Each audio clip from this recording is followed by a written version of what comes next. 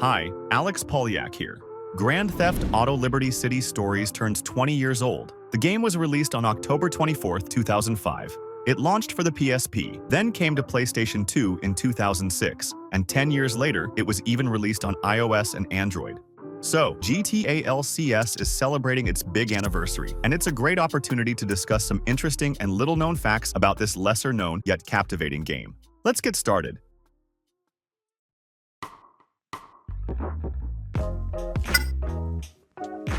The story begins with protagonist Tony Cipriani returning to Liberty City and visiting his boss, the Don of the Leone Mafia family. Afterward, Tony and a minor boss named Vincenzo travel to the safe house where the protagonist will later live. The journey from the Leone estate to Tony's new hideout is quite short and poses no difficulty even for an inexperienced player. However, if the player does get into several accidents, Vincenzo will begin to say unique phrases prepared specifically for such situations.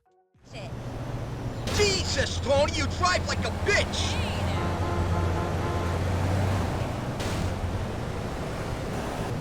Watch the goddamn car!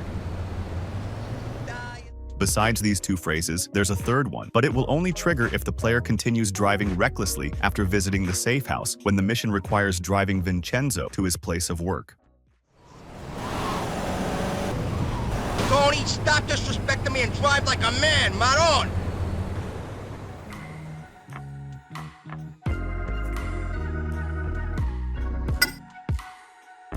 Near Tony's first safe house, it's hard to miss the billboard featuring Mad Dog. As a reminder, CJ from San Andreas first ruined this artist's career, then helped restore it. And now, 6 years after those events, we see Mad Dog still going strong. However, we know nothing about his rival, OG Locke, who isn't mentioned at all in this game. This makes sense, as his career in San Andreas was destroyed, at least for a while. And yet, thanks to a January 2025 beta leak, it was revealed that OG Locke was actually supposed to be mentioned in GTA LCS, as Mad Dog's poster originally read OG Log. It looks like it was written by an angry fan of the rapper, or maybe Locke himself, having found himself in Liberty City, saw his rival's poster and decided to vandalize it.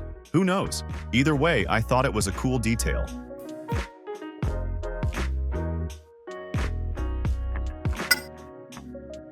Some missions feature interesting details, as if the developers were trying to hint at something. Initially, I was drawn to a scene in the mission Bringing the House Down, where Donald Love is shown giving the order to destroy an entire city block. And at that moment, a homeless man walks past him with a Molotov cocktail. It seems rather strange yet symbolic given the nature of the mission.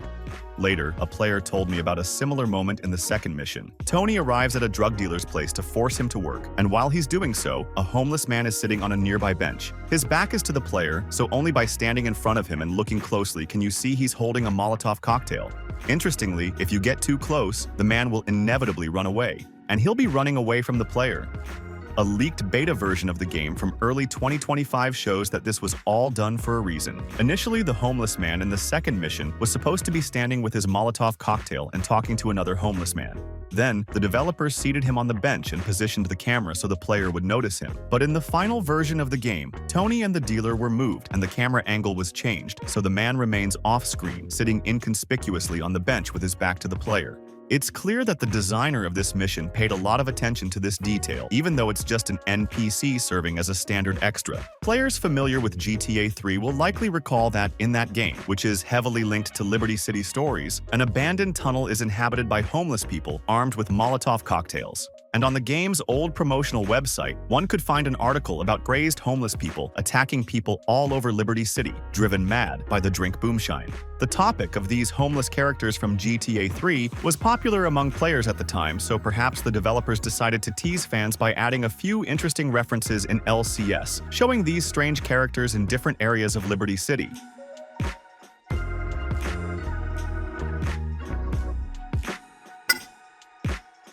Liberty City Stories features unique vehicles not found in other GTA games. One such vehicle is Deimos and Phobos. These names suggest a certain resemblance, and they also share similar appearances, at least if you look at them in general terms and don't focus on the details. This design decision may seem odd or even botched, but there's actually a clever explanation. Deimos and Phobos are characters from ancient Greek mythology. They are two brothers, two deities with similar responsibilities. Deimos is the god of fear and panic before battle, and Phobos is the god of fear and terror during combat. 2 moons of Mars are also named after these brothers, and the creators of GTALCS chose these names for 2 similar vehicles.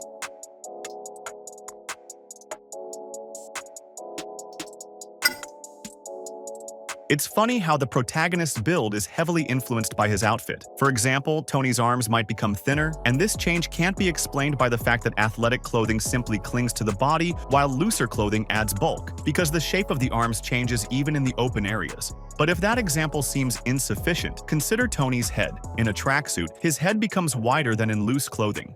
Here are other suits where the different widths of the head and neck are noticeable, and the protagonist's shoulders also differ, causing even the length of his arms to change. Incidentally, I also tested this in Vice City Stories, released just a year later, and developed by the same studio, Rockstar Leeds. Surprisingly, the suit system there works more accurately, and Tony's physique barely changes.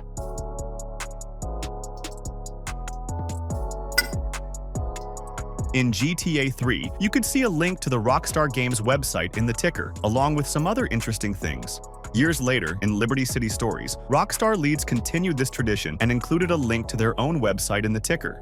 It's now become a small monument to bygone history, as it's impossible to find such a website at the time this video was made. However, thanks to Web Archive, I was able to find old copies and confirm that such a website did exist at the time of the game's release, and up until the spring of 2014. It was quite small but quite stylish. It's a shame it's gone, but it seems that Rockstar Games simply doesn't have a thing for it anymore.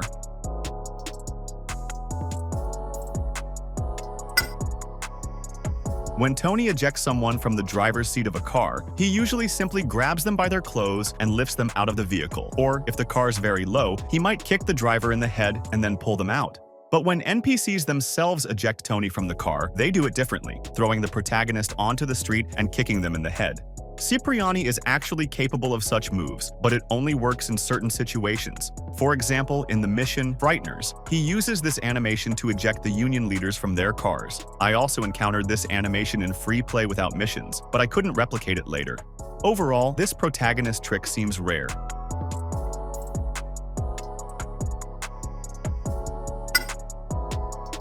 The game has a fairly simple way to replenish ammo for free. If the protagonist has any variant of a submachine gun, then after completing the scooter shooter or 9mm mayhem mission, even if you fail the mission, the ammo for the submachine gun will be doubled. This way, you can repeatedly start any of these missions then fail them, receiving increased ammo. Using this strategy, I was able to accumulate 9,999 ammo in just 5 minutes. But it's important to remember to find any submachine gun on the map first. The cool thing is that the AWOL Angel mission in Shoreside Vale works exactly the same way. There, the player uses a heavy machine gun, meaning that if they have the same weapon, a minigun, an RPG, or a flamethrower in their arsenal, their ammunition will double after the mission, meaning that at this rate, they can easily max out their arsenal.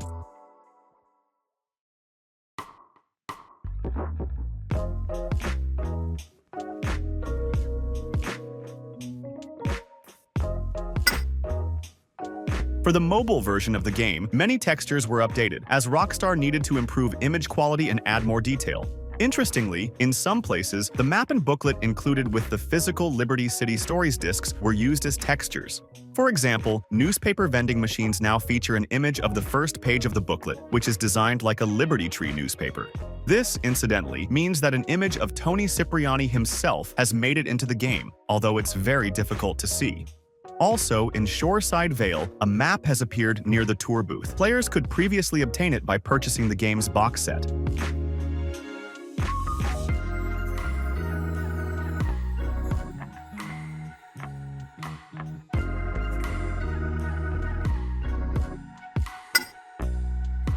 The actor who played Tony Cipriani in GTALCS has also voiced several characters in other Rockstar Games games. For example, he voiced the Preacher in Red Dead Redemption, released in 2010. What I mean to say, Jenny, is that there is a great deal of difference between an innocent and a savage. Mr. Leone, I thought we got history. I mean, I've done a lot for this family. Danny also voiced minor characters in The Warriors and Max Payne 3, released in 2005 and 2012. The gaming community is also convinced that Tony's voice actor is the voice of the clerk at the ammunition stores in GTA San Andreas, although I have not found any official confirmation. you hard yet? If the cops ask, you didn't get it here, okay? You cleaned me out. The wars are coming, you hear? Of course, Mr. Leone, we're doing everything we can to get you out of here and, back to helping your community as soon as possible. That's all for now. Congratulations to Liberty City Stories fans on its 20th anniversary, and I'd love for you to share your impressions of the game in the comments. If you enjoyed this video, don't forget to like and subscribe for more GTA content. Thanks for watching. See you soon.